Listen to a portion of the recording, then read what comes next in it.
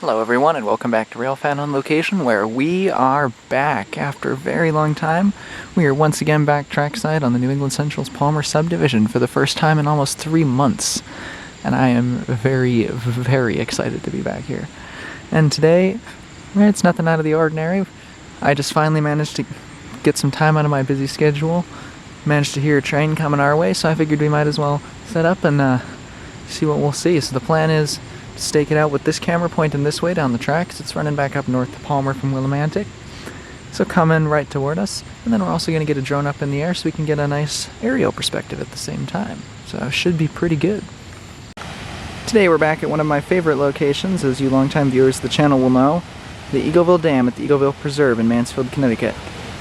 And as luck would have it, we're also here right at sunset, which is going to make for some just absolutely beautiful lighting on this train.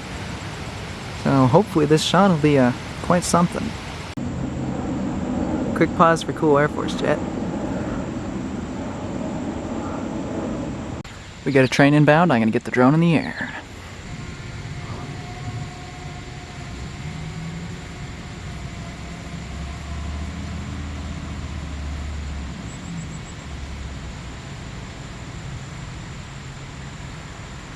Alright, so I can just barely see the headlights on the drone monitor now. We got the drone in the air nicely, so we'll be in position to pull back and race it as it comes behind us. Alright, headlights are quite clear now. That's definitely a train, so it is showtime.